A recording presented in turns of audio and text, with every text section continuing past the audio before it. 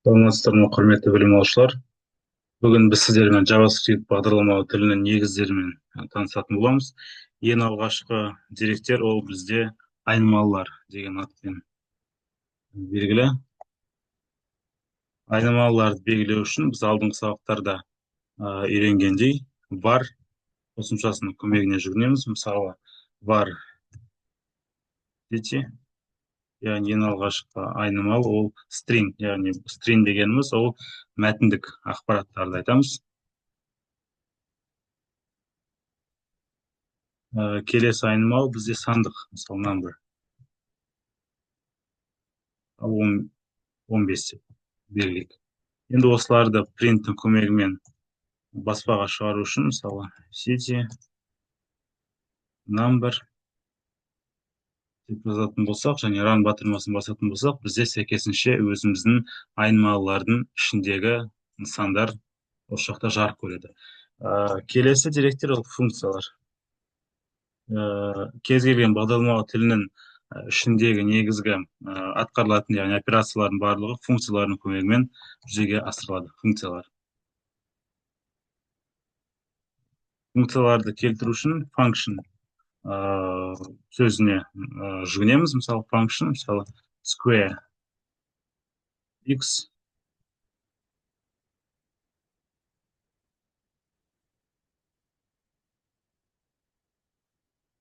return, мысалы x ең қарапайым түрдегі функцияны баспадан шығарып көрейік. Мысалы print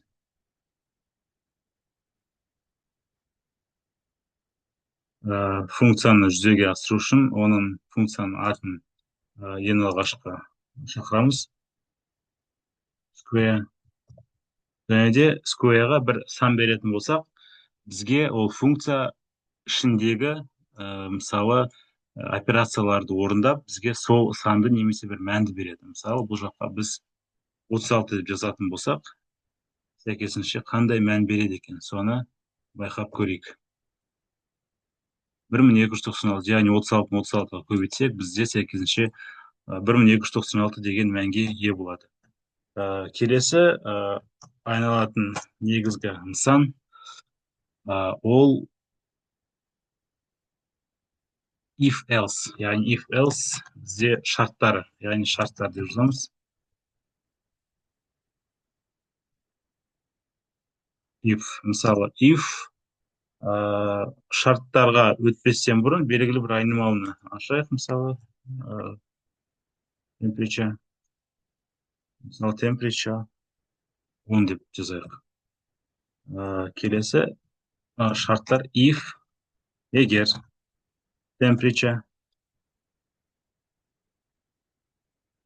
if temperature,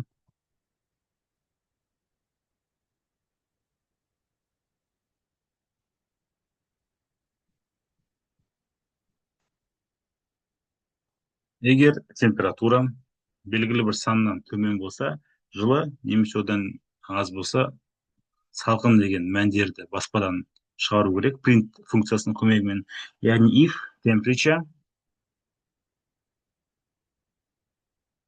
үлкен 12-ден деп жазатын болсақ,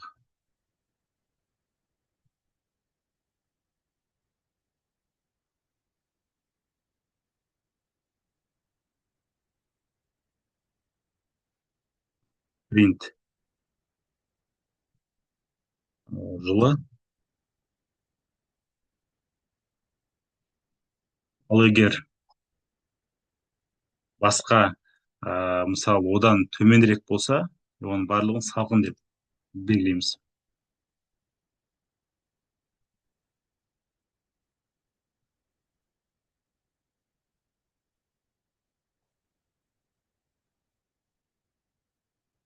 Print салқын дегенді жазамыз да осы шарттың орындалуын қадағалаймыз. Run, яғни салқын, яғни сәйкесінше temperature бізде 10 деген мәнге ие болып тұр. Яғни бізде if деген бірінші шартқа сәйкес келмей, екінші шарттардың барлығын қанағаттандырады. Және сол себептен бізге көріп отырғандарыңыздай салқын деген мәнді жарыққа шығарды. Яғни бұл Google Earth Engine'да пайдаланылатын JavaScript'in тек бастама негіздері ғана, яғни кез келген бағдарлама тілінде орын алатын негізгі функциялар осы жақта көрсетілген.